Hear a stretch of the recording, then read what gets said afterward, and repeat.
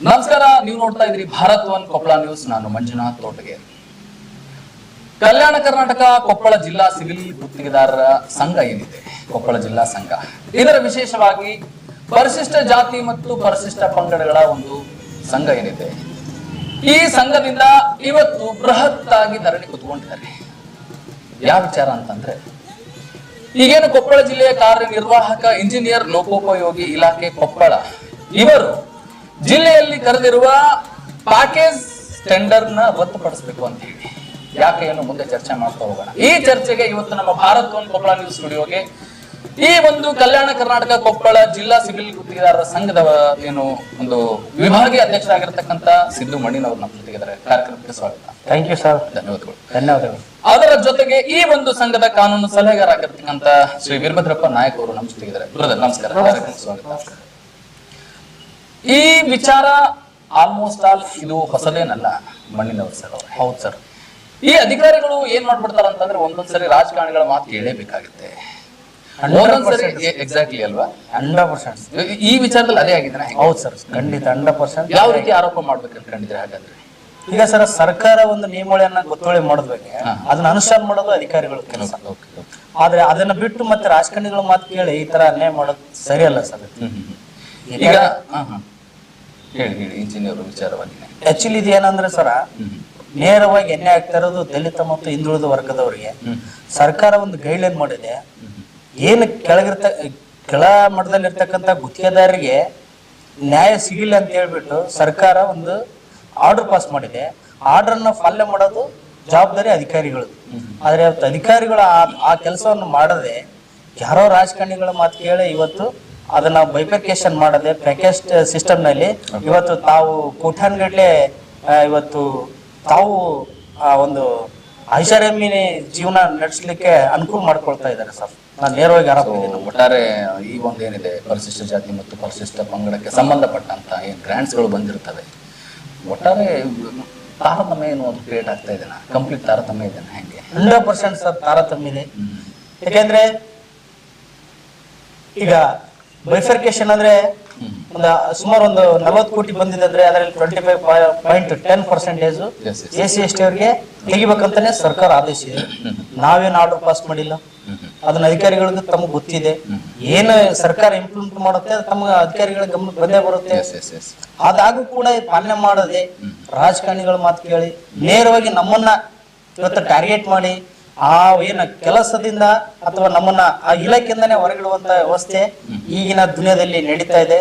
ಆ ಒಂದು ವಿಚಾರವಾಗಿ ಇಟ್ಕೊಂಡು ಇವತ್ತು ನಾವು ಧರಣಿ ಸತ್ಯಾಗ್ರಹ ಹಮ್ಮಿಕೊಂಡಿದ್ದೀವಿ. ಇವತ್ತು ಬೆಳಗಾವಿ ಅಧಿವೇಶನದಲ್ಲಿ ಅದು ಚರ್ಚೆ ಆಗ್ಬೇಕು. ಅದಕ್ಕೆ ನಮ್ಗೆ ಸೂಕ್ತವಾಗಿ ನ್ಯಾಯ ಸಿಗ್ಬೇಕು. ಏನ್ ಪ್ಯಾಕೇಜ್ ಟೆಂಡರ್ ಇದೆಯಲ್ಲ ಅದನ್ನ ಸಂಪೂರ್ಣವಾಗಿ ರದ್ದು ಮಾಡಿ ನಮ್ಗೆ ಬೈಫರ್ಕೇಶನ್ ಮಾಡಿ ಮತ್ತೆ ಪುನಃ ಟೆಂಡರ್ ಕರೆಯವರೆಗೂ ನಾವು ಇವತ್ತು ಆ ಹೋರಾಟವನ್ನು ತೆಗೆಯಲ್ಲ ಅಂತ ಹೇಳಿ ನಿಮ್ಮ ಮಾಧ್ಯಮದ ಮುಖಾಂತರ ನಾನು ಎಲ್ಲಾ ಅಧಿಕಾರಿಗಳಿಗೆ ವಿನಂತಿ ಮಾಡ್ಕೊಳ್ತಾ ಇದ್ದೀನಿ. ಖಂಡಿತ. ಒಂದೇನಂತಂದ್ರೆ, ನಾಯಕ್ ಅವರೇ, ವಕೀಲರೇ, KTPP ಕಾಯ್ದೆ ಉಲ್ಲಂಘನೆ ಆಗಿದೆ. ಈ ಒಂದು KKRDB ಕೊಟ್ಟಿರ್ತಕ್ಕಂಥ ಈ ಒಂದು ಟೆಂಡರ್ ವಿಚಾರಕ್ಕೆ ಕಂಪ್ಲೀಟ್ ಇದರಲ್ಲಿ KTPP ಕಾಯ್ದೆ ಸಂಪೂರ್ಣವಾಗಿ ಉಲ್ಲಂಘನೆ ಆಗಿದೆ. ಏಕೆಂದ್ರೆ ಇಲ್ಲಿ ಕೊಡ್ತಕ್ಕಂಥ ಸಮಾಜ ಕಲ್ಯಾಣ ಇಲಾಖೆಯವರು ಒಂದು ನಿರ್ದಿಷ್ಟವಾಗಿ ಆದೇಶ ಹೊರಡಿಸಿಬಿಟ್ಟಿದ್ದಾರೆ. 24.10 ಕೊಡ್ಲೇಬೇಕು. ಅದು ಮಾನ್ಯ ಸಿದ್ದರಾಮಯ್ಯ ಸಾಹೇಬರು ಈ ಹಿಂದೆ ಸರ್ಕಾರದ ಅದನ್ನು ಅಮೆಂಡ್ಮೆಂಟ್ ಮಾಡಿದ್ರು. ವಿಧಾನಸೌಧದಲ್ಲಿ ಅಂಗೀಕಾರ ಆಗಿತ್ತು. ಅದಾಗ್ಲೂ ಕೂಡ ಇವರು ತಮ್ಮ ರಾಜಕೀಯ ಲಾಭಕ್ಕಾಗಿ, ವೈಯಕ್ತಿಕ ಹಿತಾಸಕ್ತಿಗಾಗಿ SC/ST ಈ ಸಿವಿಲ್ ಗುತ್ತಿಗೆದಾರರನ್ನ ಸಂಪೂರ್ಣವಾಗಿ ಹಕ್ಕುಗಳನ್ನ ಉಲ್ಲಂಘನೆ ಮಾಡ್ತಾ ಇದ್ದಾರೆ. ಇದು ಮಾನವ ಹಕ್ಕುಗಳ ಉಲ್ಲಂಘನೆ ಆಗೈತಿ. ಮತ್ತು ಅದರ ಜೊತೆಗೆ ಈ ಕಾಯ್ದೆಯಲ್ಲಿ SC/ST ಫಲಾನುಭವಿ ಅಂದ್ರೆ ಸಿವಿಲ್ ಗುತ್ತಿಗೆದಾರರಿಗೆ ಒಂದೇನಂತಂದ್ರೆ, ವಕೀಲರೇ, ಈ ಹಿಂದೆ ಸಿದ್ದರಾಮಯ್ಯನವರು ಮಾಡಿದ್ದು ಅಂತ ಹೇಳಿದ್ರಿ. ಈಗ ಸಿದ್ದರಾಮಯ್ಯನವರು ಇದ್ರಲ್ರಿ, ಸಿದ್ದರಾಮಯ್ಯನವರು ಇದ್ರೂ ಕೂಡ ಇದು ಬಲವಾದ ಕಾರಣದ ಕೈಗಳು ರಾಜಕೀಯ ವ್ಯಕ್ತಿಗಳ ಒಂದು ಹಿತಾಸಕ್ತಿಯಿಂದ ನಮ್ಮ ಹಕ್ಕುಗಳಿಗೆ ಉಲ್ಲಂಘನೆ ಮಾಡಿದ್ದಾರೆಂದು ಇದು ನೇರವಾಗಿ ಆರೋಪ ಮಾಡ್ತಾ ಇದೆ. ಒಂದು ರಾಜ್ಯ ಮಟ್ಟದಲ್ಲಿ ಗುರುತಿಸಿಕೊಂಡಿರ್ತಕ್ಕಂಥ ಒಂದು ಕಲ್ಯಾಣ ಕರ್ನಾಟಕ ಭಾಗದ ಕೊಪ್ಪಳ ಜಿಲ್ಲಾ ಸಿವಿಲ್ ಗುತ್ತಿಗೆದಾರರ ಸಂಘವನ್ನು ಕಟ್ಕೊಂತೀರಿ, ಕಾನೂನು ಸಲಹೆಗಾರರಿದ್ದೀರಿ, ಅಧ್ಯಕ್ಷರಿದ್ದೀರಿ, ವಿಭಾಗೀಯ ಅಧ್ಯಕ್ಷರಿದ್ದೀರಿ. ಹೋರಾಟ ಅಂತಕ್ಕಂಥದ್ದು ಒಂದು ನೇರ ಕಾನೂನು ರೀತಿಯಲ್ಲಿ ಮಾಡ್ತಕ್ಕಂಥದ್ದು ನೀವು ಅದನ್ನ ಮೀರಿ ಇವತ್ತು ಧರಣಿ ಕುತ್ಕೋತಾ ಇದ್ದೀರಾ ಅಂತಂದ್ರೆ ಎಷ್ಟರ ಮಟ್ಟಿಗೆ ತಾರತಮ್ಯ ಆಗಿದೆ ಅಂತಕ್ಕಂಥದ್ದು ಸ್ಪಷ್ಟವಾಗಿ ಕಾಣ್ತಾ ಇದೆ ಇವತ್ತು. ಸ್ಪೆಷಲ್ ಆಗಿ ಈ ವಿಚಾರಕ್ಕೆ ನೀವು ಮನವಿಯನ್ನ ಸಲ್ಲಿಸೋದಾದ್ರೆ ಇವತ್ತು ಸಿದ್ದರಾಮಯ್ಯನವರಿಗೆ ನೀವು ಮನವಿ ಮಾಡ್ಬೇಕಾಗಿತ್ತು.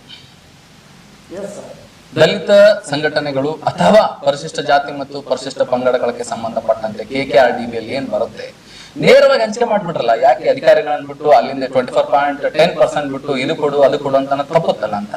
ಇಲ್ಲ ಸರ್, ಈಗ ಈ ಹಿಂದೆ 2013ರಿಂದ 2018ರಲ್ಲಿ ಏನಿರ್ತಕ್ಕಂಥ ಸಿದ್ದರಾಮಯ್ಯನವರು 50 ಲಕ್ಷಕ್ಕೆ ಇತ್ತು ನಮ್ಗೆ. 50 ಲಕ್ಷಕ್ಕೆ 50 ಲಕ್ಷಕ್ಕೆ ಇತ್ತು.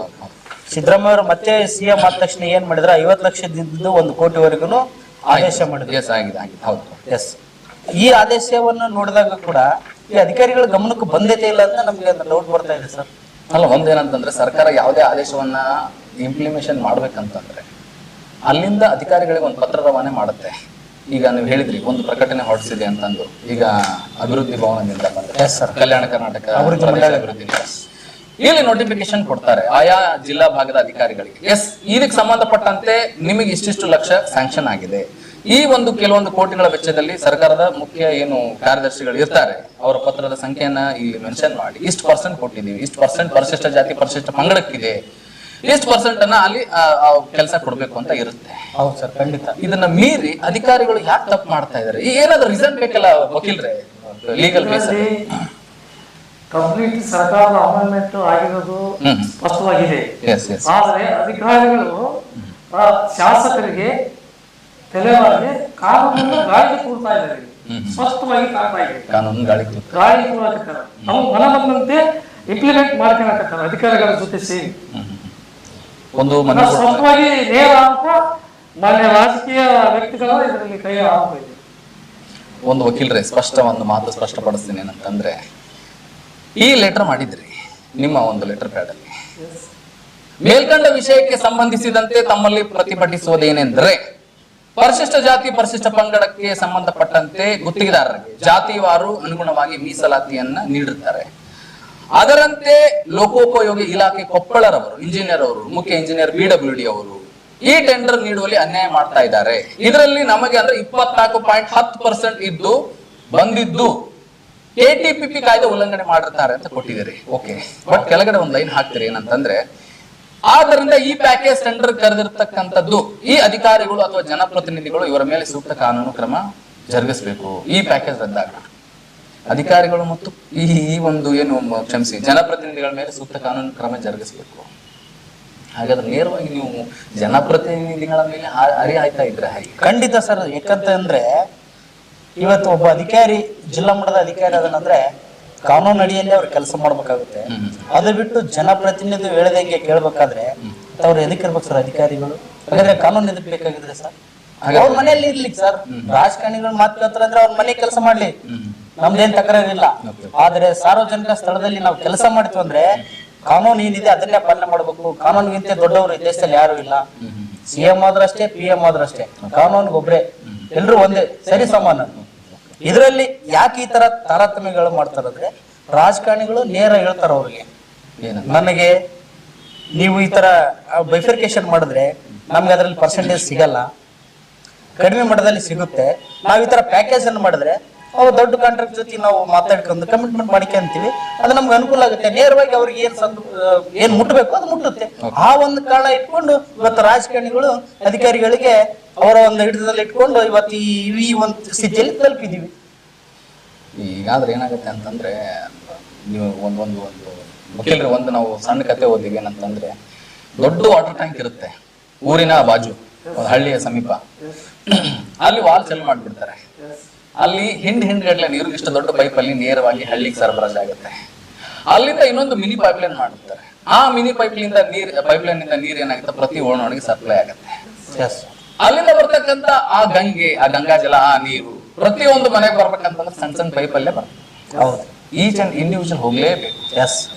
ಒಂದು ಮೇನ್ ಸರ್ಕಾರದಿಂದ ಏನ್ ಅಲಾಟ್ ಆಗಿರುತ್ತೆ ಅದು ಅಲ್ಲಿಂದ ಇಲ್ಲಿಗೆ, ಇಲ್ಲಿಂದ ಇಲ್ಲಿಗೆ ನಿಮ್ಮ ವರ್ಕ್ ಇಂದ ಕಂಪ್ಲೀಟ್ ವಿಸಿಬಿಲಿಟಿ ಕಾಣ್ಬೇಕಂತಂದ್ರೆ ಹೆಂಗ ಸಾಧ್ಯ ರೀ? ಎಷ್ಟು ಕಷ್ಟ ಆಗುತ್ತಲ್ಲ ಗುತ್ತಿಗೆದಾರರಿಗೆ, ಎಷ್ಟೊಂದು ಸಮಸ್ಯೆ ಸರ್.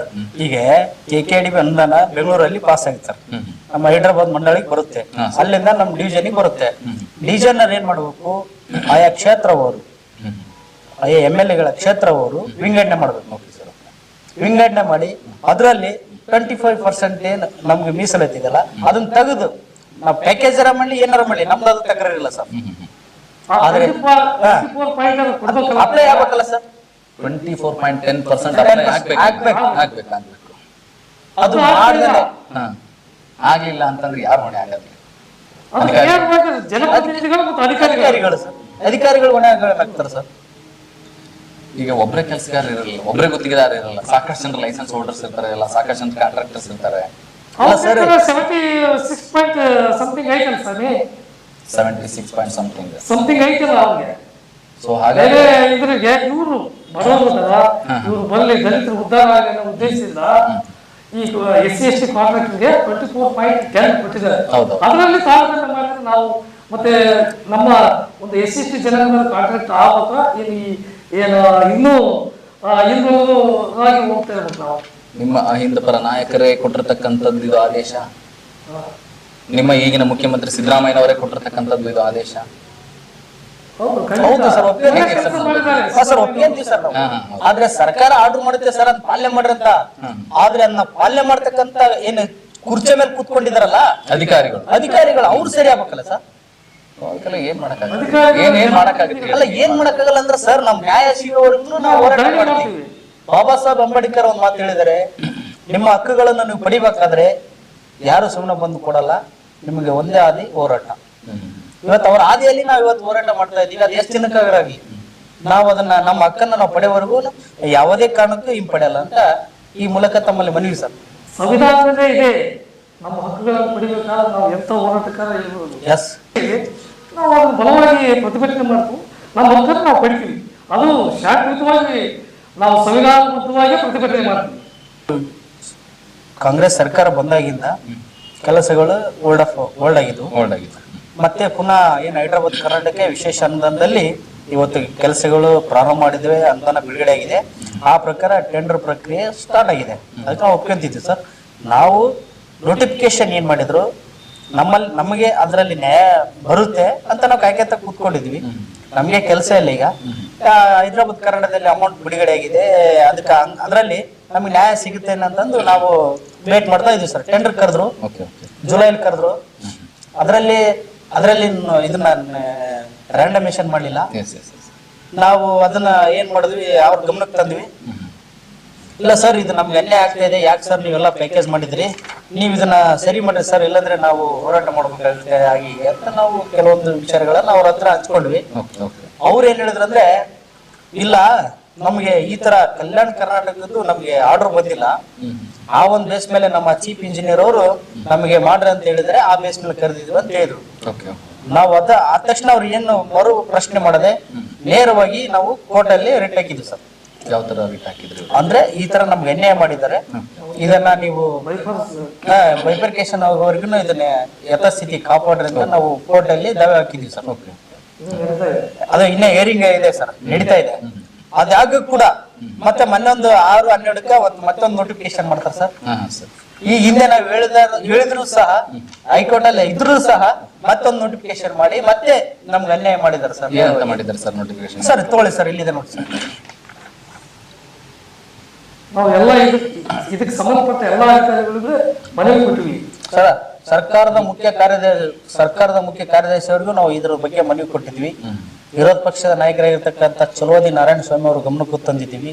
ಮತ್ತು ನಮ್ಮ SC/ST ಅಧ್ಯಕ್ಷರಾಗಿರ್ತಕ್ಕಂಥ ನರೇಂದ್ರ ಸ್ವಾಮಿ ಸಾಹೇಬ್ರಿಗೂ ಇದು ಗಮನಕ್ಕೆ ತಂದಿದ್ವಿ ನಾವು.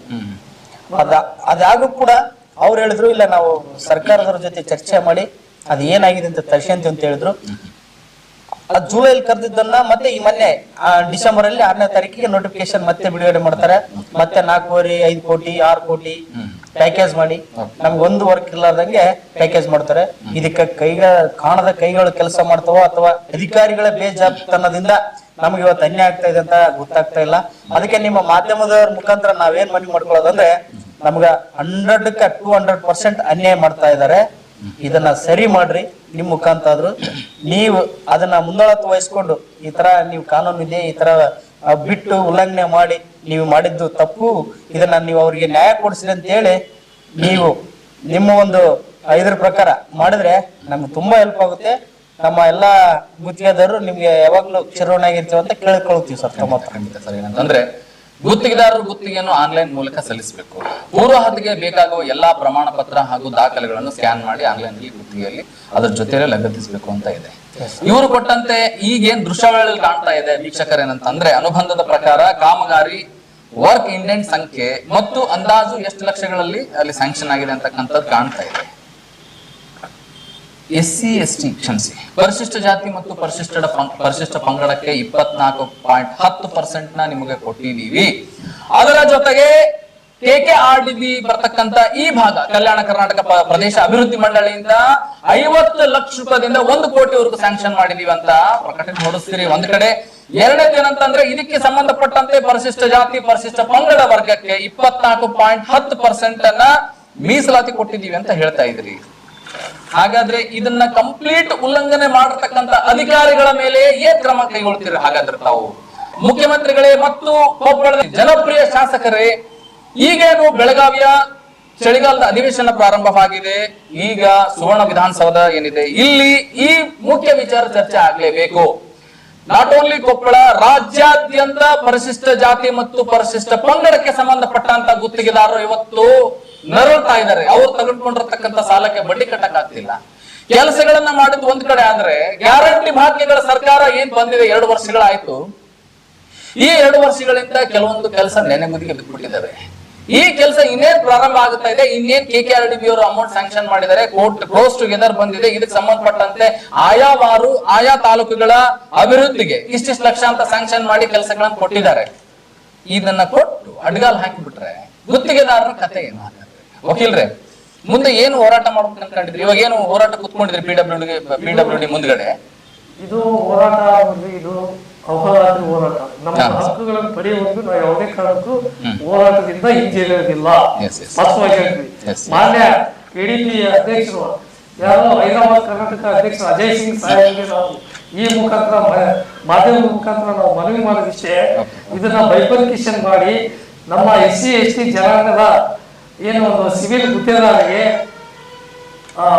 ಸರಿಯಾದ ಅಂದ್ರೆ 24.10 ಮೀಸಲಾತಿ ಕೊಟ್ಟು ಅದನ್ನು ಬೈಫರ್ಕೇಶನ್ ಮಾಡಿ ಹೊಸ ಒಂದು ಟೆಂಡರ್ ಪ್ರಕ್ರಿಯೆ ಪ್ರಾರಂಭ ಮಾಡಿದ್ರೆ ನಾವು ಹೋರಾಟ ಇಲ್ಲಿ ಹಿಂತೆಗೆದುಕೊಳ್ಳುತ್ತೇವೆ. ಇಲ್ಲವಾದರೆ ಇನ್ನು ಉಗ್ರವಾದ ಪ್ರತಿಭಟನೆ ಮಾಡಿ ನಮ್ಮ ಹಕ್ಕುಗಳನ್ನು ನಾವು ಪಡೆಯುವಲ್ಲಿ ಯಾವುದೇ ಕಾರಣಕ್ಕೂ ಹಿಂಜರಿಯುವುದಿಲ್ಲ ಎಂದು ಈ ಮೂಲಕ ಮಾಧ್ಯಮದವರಿಗೆ ನಾವು ಕೇಳಿಕೊಳ್ಳುತ್ತಿದ್ದೇವೆ. ಒಂದ್ ಹಂತದಲ್ಲಿ ಹೇಳ್ಬೇಕಂತಂದ್ರೆ, ಏನು ಈಗ ಚಳಿಗಾಲದ ಅಧಿವೇಶನ ಪ್ರಾರಂಭವಾಗಿದೆ ಕರ್ನಾಟಕದಲ್ಲಿ. ಅದು ಪ್ರಾರಂಭ ಆಗಿದೆ. ಪ್ರತಿಭಟನೆಗಳ ಬಿಸಿ ಅಂತೂ ಮುಖ್ಯಮಂತ್ರಿಗಳಿಗೆ ಕೊಡ್ತಾನೆ ಇದೆ. ಪ್ರತಿಯೊಂದು ಸಂಘಟನೆಗಳು, ಸಮಾಜ, ಆಯಾ ಆಯೋಗಕ್ಕೆ ಸಂಬಂಧಪಟ್ಟ ಕೆಲವೊಂದು ಟೀಮ್ಗಳು, ಗುತ್ತಿಗೆದಾರರು ಎಲ್ಲರೂ ಹೋರಾಟಕ್ಕೆ ಯಾಕೆ ಇಳಿತಾ ಇದ್ದಾರೆ? ಇದನ್ನ ಚರ್ಚೆ ಮಾಡ್ಬೇಕಾಗಿದ್ದು ಯಾರು? ಹಾಗಾದ್ರೆ ಮಣಿನಗರ ಸರ್ ಅವರೇ, ಇದನ್ನ ಚರ್ಚೆ ಮಾಡ್ತಕ್ಕಂಥವ್ರು ಈ ಕರ್ನಾಟಕದ ಜನತೆ. ಏನಂತಂದ್ರೆ, ಇದು ನಾವು ರಾಜಕೀಯ ಮಾತಾಡ್ದಂಗೆ ಆಗುತ್ತೆ. ದಯವಿಟ್ಟು ಏನಂತಂದ್ರೆ ಕ್ಷಮಿಸಿ. ಯಾಕಂದ್ರೆ ನಾವೇನ್ ಆಯ್ಕೆ ಮಾಡಿರ್ತೀವಲ್ಲ, ನಮ್ಮನ್ನ ಆಳುವಂತವ್ರು ಸರಿಯಾದ ರೀತಿಯಲ್ಲಿ ಇರ್ಬೇಕು. ನಮ್ಮನ್ನ ಆಳುವವರು ಸರಿಯಾದ ರೀತಿಯಲ್ಲಿ ಕೆಲಸ ಮಾಡ್ಬೇಕು. ಅದ್ರಲ್ಲಿ ಅವ್ರದ್ದು ತಪ್ಪಿದೆ, ಅದ್ರಲ್ಲಿ ನಮ್ದು ತಪ್ಪಿದೆ. ನಾವು ಯಾಕೆ ಒಪ್ಕೊಳ್ತೀವಿ? ಯಾಕಂತಂದ್ರೆ ಇವತ್ತು ಅವರ ಏನೋ ಒಂದು ಆಮಿಷ ಒಡ್ಡಿ ಇವತ್ತು ನಮ್ಮ ಜೊತೆ ಓಟ್ ಹಾಕ್ಸ್ಕೊಂಡು ಅವ್ರ ಐಷಾರಾಮಿ ಜೀವನ ಮಾಡ್ತಾ ಇದ್ದಾರೆ. ಅದರ ನೋವು ಅವ್ರಿಗೆ ಗೊತ್ತಿಲ್ಲ.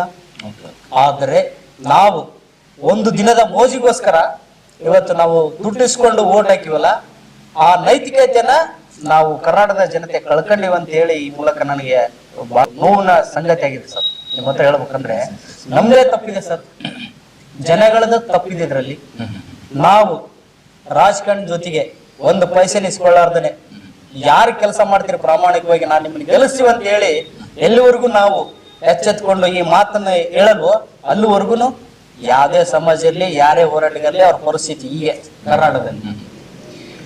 ಸ್ಪೆಷಲಿ ಕಲಬುರಗಿ ಮತ್ತು ಈ ಭಾಗ ಏನಿದೆ, ಕಲ್ಯಾಣ ಕರ್ನಾಟಕ ಭಾಗ, ಬಿಜೆಪಿ ಸರ್ಕಾರ ಅಥವಾ ಬೊಮ್ಮಾಯಿ ಅವರು ಮುಖ್ಯಮಂತ್ರಿ ಇದ್ದಂತ ಸಂದರ್ಭ ಅಥವಾ ಯಡಿಯೂರಪ್ಪನವರು ಮುಖ್ಯಮಂತ್ರಿಗಳಿದ್ದಂತ ಸಂದರ್ಭ ಯಾವ ರೀತಿ ತಮಗೆ ಸಪ್ಲೈ ಆಗ್ತಾ ಇತ್ತು ಈ ಒಂದು ಟೆಂಡರ್ ಪ್ಯಾಕೇಜ್ಗಳಾಗಲಿ ಅಥವಾ ಮೀಸಲಾತಿ? 100% ಸರ್. ನಮ್ಗೆ ಏನು ಸಿದ್ದರಾಮಯ್ಯ ಅವರು ಮಾಡಿರ್ತಕ್ಕಂಥ ಅದೇನು ಯೋಜನೆ ಇದೆಯಲ್ಲ, ನಮ್ ಸಂಬಂಧಪಟ್ಟಂಗೆ ಗುತ್ತಿಗೆದಾರಿಗೆ ಸಂಬಂಧಪಟ್ಟಂಗೆ ಅದನ್ನ ಸರಿಯಾದ ರೀತಿಯಿಂದ ಇಂಪ್ಲಿಮೆಂಟ್ ಮಾಡಿದ್ರು. ಆದ್ರೆ ಈ ಸರ್ಕಾರ ಬಂದಾಗಿಂದ ನಮ್ಗೆ ಬಹಳ ತೊಂದರೆ ಆಗ್ತಾ ಇದೆ ಸರ್. SCPT ವಿಚಾರ ಅದು ನಮ್ಮ ನೋಡಿ ಸರ್, 11,000 ಕೋಟಿ ACP-TSP ಅನ್ನ ಬೇರೆದಕ್ಕೆ ಯೂಸ್ ಮಾಡಕ್ಕೆ ಬರಲ್ಲ ಸರ್. ಅದಾಗೂ ಕೂಡ ಇವತ್ತು ನಮ್ಮ ನಾಯಕರು, ನಮ್ಮ ಹಿರಿಯರು, ನಮ್ಮ ಬುದ್ಧಿಜೀವಿಗಳು ಇವತ್ತು ನಮ್ಮ ಅನುದಾನ ಇಲ್ಲ ಅಂತಂದು ಇವತ್ತು ನೋಡಿ ಸರ್, 2 ವರ್ಷ ಆಯ್ತು ಸರ್ಕಾರ ಬಂದು. AC ದಲಿತರಿಗೆ ಒಂದು ಕೊಳೆ ಬಾವಿ ಇಲ್ಲ, ಒಂದು ನೇರ ಸಾಲ ಇಲ್ಲ, ಒಂದು ISP ಇಲ್ಲ. ಟೋಟಲಿ ಸರ್ ಏನ್ ನಮ್ಮ ಅಭಿವೃದ್ಧಿ ನಿಗಮ, ಅಂಬೇಡ್ಕರ್ ಅಭಿವೃದ್ಧಿ ನಿಗಮ ಇದೆಯಲ್ಲ, ಜೀರೋ ಆಗಿದೆ ಸರ್. ಯಾಕಂದ್ರೆ ಅದ್ರಲ್ಲಿ ಫಂಡ ಇಲ್ಲ. ನಮಗೆ ದಲಿತರಿಗೆ ಮೀಸಲ ಇರತಕ್ಕಂತ ದುಡ್ಡನ್ನ ಅದನ್ನ ಎತ್ತಿಬಿಟ್ಟು ಬೇರೆದಾರಿಗೆ ಕೊಟ್ರೆ ಎಲ್ಲಿಂದ ಉದ್ದಾರ ಸರ್ ಅಭಿವೃದ್ಧಿ ನಿಗಮ? ಕಣ್ಮುಂದೆ ಉದಾಹರಣೆ ಕಣ್ಮುಂದೆ 24.10% ಇದರಲ್ಲೇನೆ ಒದ್ದಾಡ್ತಾ ಇದಾರೆ ಅಧಿಕಾರಿಗಳು.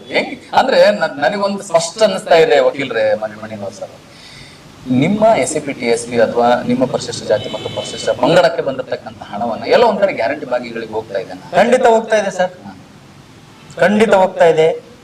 ML ಒಟ್ಟಿಗೆ ಅಭಿವೃದ್ಧಿ ಅನ್ನೋದು ಜೀರೋ ಆಗಿದೆ ಸರ್. ಗುತ್ತಿಗೆದಾರಿಗೆ ಪರಿಸ್ಥಿತಿ ಹೇಳ್ತಿರೋದಾಗಿದೆ. ಅಮೌಂಟ್ ಹಾಕಿ ಬಡ್ಡಿ ಸಾಲ ತಂದು ಕೆಲಸ ಮಾಡಿ ಆ ಬಡ್ಡಿ ಕಟ್ಟಕ್ಕಾಗದೇ ಸುಮಾರು ಜನ ಇವತ್ತು ತಲೆ ಮರೆಸ್ಕೊಂಡು ಅಡ್ಡಾಡುವಂತ ಪರಿಸ್ಥಿತಿ ಉದ್ಭವ ಆಗಿದೆ ಸರ್. ಮುಖ್ಯಮಂತ್ರಿಗಳೇ, ಒಂದು ದಯವಿಟ್ಟು ತಮ್ಮಲ್ಲಿ ನೇರ ಭಾರತ್ ಒನ್ ಕೊಪ್ಪಳ ನ್ಯೂಸ್ ಮುಖಾಂತರ ಮನವಿ, ಯಾರು ಓಟ್ ಹಾಕಿದ್ದಾರೆ, ಯಾರು ನಿಮ್ಮ ತನ್ನದ ಯೋಚನೆಗಳನ್ನ ಒಪ್ಪಿಕೊಂಡು ಬಂದಿದ್ದಾರೆ, ಯಾರು ನಿಮ್ಮ ಸಿದ್ಧಾಂತಗಳನ್ನ ಎಕ್ಸೆಪ್ಟ್ ಮಾಡ್ಕೊಂಡಿದ್ದಾರೆ, ಯಾರು ನಿಮ್ಮನ್ನ ಅನುಯಾಯಿಗಳು ಏನಿದ್ದಾರೆ ನಿಮ್ಮನ್ನ ಫಾಲೋ ಮಾಡ್ತಾ ಇದ್ದಾರೆ, ಇವ್ರು ಯಾರು ನಿಮ್ಮ ಹತ್ರ ಬಂದಿದ್ದಿಲ್ಲ. ನಮ್ಗೆ ಫ್ರೀ ಬಸ್ ಮಾಡ್ರಿ, ನಮ್ಗೆ ಉಚಿತವಾಗಿ ಹಣ ಹಾಕ್ರಿ ಅಕೌಂಟ್ಗೆ, ಗೃಹಲಕ್ಷ್ಮಿ ಭಾಗ್ಯ ನಮಗೂ ಕೊಡ್ರಿ, ಅಥವಾ ನಾವು ನಿರುದ್ಯೋಗಿಗಳು ನಮ್ಗೆ ತಿಂಗಳಿಗೆ ಇಷ್ಟ ಅಂತಂದ್ರೆ ಏನಾದ್ರು ಹಾಕ್ರಿ ಅಕೌಂಟ್ಗೆ ಅಂತ ಯಾರೋ ಬಂದು ಮನವಿ ಮಾಡ್ಕೊಂಡಿಲ್ಲ. ಎಲ್ಲವನ್ನ ನೀವೇ ಮಾಡಿದ್ರಿ. ಇದಕ್ಕೆ ಮಾಡಿದ ಪ್ರಕಾರ ಆ ಫಲನೂ ಸಿಕ್ಕಿತು, ಅಧಿಕಾರಕ್ಕೆ ಬಂತು, ಸರ್ಕಾರ ನಡೀತಾ ಇದೆ. ಒಂದ್ ಕಡೆ DK ಇವರು, ಇನ್ನೊಂದ್ ಕಡೆ ನೀವುಗಳು. ಈಗೇನು ಜನ ಎಲ್ಲವನ್ನ ಕೈಗೆತ್ಕೊಂಡು ಹೋರಾಟಕ್ಕೆ ನಿಂತ್ಕೊಳ್ತಕ್ಕಂತ ಪರಿಸ್ಥಿತಿಗೆ ತಂದಂತವ್ರು ಇವರೇ ಹೊಣೆಗಾರ. ಹೌದು ಸರ್, ಹೌದು. ನೇರ ಸರ್ಕಾರ ಹೊಣೆಗಾರರು ಸರ್. ವಕೀಲರು, ಇದು ಮುಂದೆ ಏನ್ ಮಾಡ್ಬೇಕಂತ ಕಾನೂನು ರೀತಿಯಲ್ಲಿ ಏನಾದ್ರು ಕಾನೂನಿನಲ್ಲಿ ಈ KTPP ಕಾಯ್ದೆ ಪ್ರಕಾರ ಇದನ್ನ ಪರಿಗಣಿಸಿ ಮಾನ್ಯ ಸಿದ್ದರಾಮಯ್ಯ ಸಾಹೇಬರು, ಆಮೇಲೆ ಹೈದರಾಬಾದ್ ಕರ್ನಾಟಕ ಏನ್ ಮಂಡಳಿ ಅಧ್ಯಕ್ಷರು ಅಜಯ್ ಸಿಂಗ್ ಸಾಹೇಬರು, ಇವರು ಸೇರಿ ಒಂದು ತೀರ್ಮಾನ ತೆಗೆದುಕೊಂಡು ಇದನ್ನ ಆದೇಶ ರದ್ದು ಮಾಡಿ, ಈ ಏನ್ ಪ್ಯಾಕೇಜ್ ಟೆಂಡರ್ ಅನ್ನು ರದ್ದು ಮಾಡಿ, ಪುನಃ ನಮ್ಮ SC/ST ಅವನ್ನ ಕನ್ಸಿಡರ್ ಮಾಡಿ 24.10% ಕನ್ಸಿಡರ್ ಮಾಡಿ ಅದನ್ನ ಬೈಫರ್ಕೇಶನ್ ಮಾಡಿ ಆದೇಶ ಮಾಡೋದು ನಮ್ಮದೇನು ತಕರಾರಿಲ್ಲ. ಆದೇಶ ಮಾಡಲಿವರೆಗೂ ನಮ್ಮ ಹೋರಾಟ ಇದೆ. ಕಾಯ್ದೆ ಅಂತ ಹೇಳಿದ್ರಿ ತಾವು, ಇದರ ಉಲ್ಲಂಘನೆ ಮಾಡಿದ ಅಧಿಕಾರಿಗಳಂತ ಹೇಳಿದ್ರಿ. ಈ KTPP ಉಲ್ಲಂಘನೆ ಆದ್ರೆ ಏನ್ ಕ್ರಮ ತಗೋಬಹುದು ಅಧಿಕಾರಿಗಳ ಮೇಲೆ? PWD ಇಂಜಿನಿಯರ್ ಅವ್ರ ಮೇಲೆ ಈಗ ಆಲ್ರೆಡಿ ನಾವು ಹೈಕೋರ್ಟ್ ಅಲ್ಲಿ ಪೆನ್ಷನ್ ಮಾಡಿದೀವಿ, ಪೆನ್ಷನ್ ಹಾಕಿದ್ವಿ, ಅದು ಕೇಸ್ ನಡೀತಾ ಇದೆ. ಆದ್ರೆ ನಮ್ದು ನಮ್ಮ ಮಕ್ಕಳು ಪಡೆಯಕ್ಕೆ ಹೋರಾಟ, ಬೀದಿಗಳು ಹೋರಾಟ ಮಾಡೋದು ನಮ್ಗೇನು ಯಾವ್ದು ಇದು ಇಲ್ಲ. ನಮ್ದು ಹೋರಾಟ ಮಾಡೋ ಮನೋಭಾವನೆ ಐತಿ. ನಾವು ಹೋರಾಟ ಮಾಡ್ತೀವಿ, ಪ್ರತಿಭಟನೆ ಮುಖಾಂತರ ನಮ್ಮ ಹಕ್ಕುಗಳನ್ನ ನಾವು ಪಡಿತೀವಿ. ಅದು ನಮ್ಮ ಒಂದು ಸಂವಿಧಾನಬದ್ಧ ಹಕ್ಕು. ಅದನ್ನ ಇವರು ಸರ್ಕಾರದವರು, ಹೈದರಾಬಾದ್ ಕರ್ನಾಟಕ ಮಂಡಳಿ ಸದಸ್ಯರು ಎಲ್ಲ, ನಮ್ಮ ಈ ಹೈದರಾಬಾದ್ ಕರ್ನಾಟಕದ MLA ಎಲ್ಲ ಶಾಸಕರು, ಜನಪ್ರತಿನಿಧಿಗಳು ನಮ್ಮ ಈ ಒಂದು 24.10 ಇದರಲ್ಲಿ ಬಹಳ ತಾರತಮ್ಯ ಮಾಡಿದ್ದಾರೆ. ಇದನ್ನ ನಮ್ಗೆ ಸಹಿಸಕ್ಕೆ ಆಗ್ತಾ ಇಲ್ಲ. ಅದಕ್ಕೆ ಕೂಡಲೇ ಕಾನೂನು ಕ್ರಮ ತೆಗೆದುಕೊಂಡು ಸೂಕ್ತವಾದ ಟೆಂಡರ್ ಅನ್ನು ಮಾಡಬೇಕಾಗಿ ನಾವು ಮಾಧ್ಯಮದ ಮುಖಾಂತರ ನಾವು ಮನವಿ ಮಾಡ್ತೀವಿ. ಮಣ್ಣಿನವರವ್ರೆ, ಎಸ್ ಸರ್, ಏನೋ ಹೇಳ್ತಾ ಇದ್ರಿ, ಈಗ ನಿಮ್ಮ ಸಂಘದ ಬಗ್ಗೆ ನೇರವಾಗಿ ಬರೋಣ.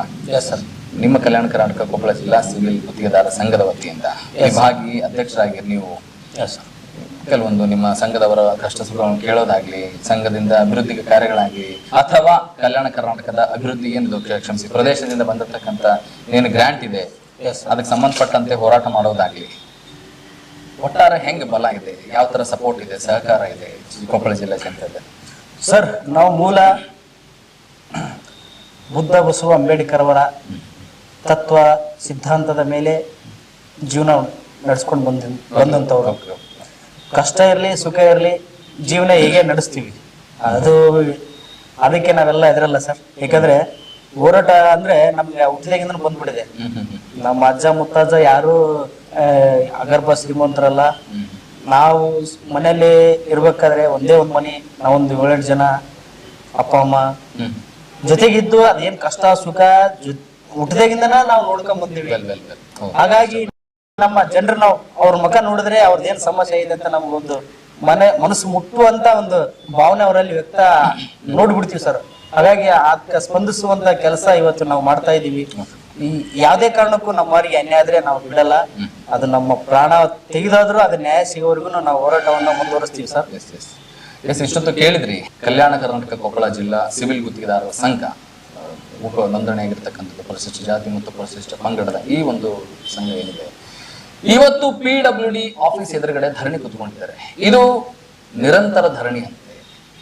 ಮಾನ್ಯ ಅಧಿಕಾರಿಗಳೇ PWD ಇಂಜಿನಿಯರ್ ಏನಿದ್ದಾರೆ ಅಥವಾ ಕಲಬುರಗಿಯ ವಿಭಾಗಾಧಿಕಾರಿಗಳೇನಿದ್ದಾರೆ ಅಥವಾ ಚೀಫ್ ಆಫೀಸರ್ಸ್ ಏನಿದ್ದಾರೆ ಅಥವಾ ಈ ಭಾಗದ ಜನಪ್ರತಿನಿಧಿಗಳೇ ದಯವಿಟ್ಟು ಒಂದು ಲಕ್ಷ ಕೊಟ್ಟು ಕೇಳ್ತಕ್ಕಂಥದ್ದು ಏನಂತಂದ್ರೆ ಇದು ಬರೀ ಉಗುರ್ಲೆ ಹೋಗ್ತಕ್ಕಂಥ ಒಂದು ಸಣ್ಣ ಸಮಸ್ಯೆ ಆಗಿ ಕಾಣ್ತಾ ಇದೆ ಜಿಲ್ಲೆಯಲ್ಲಿ.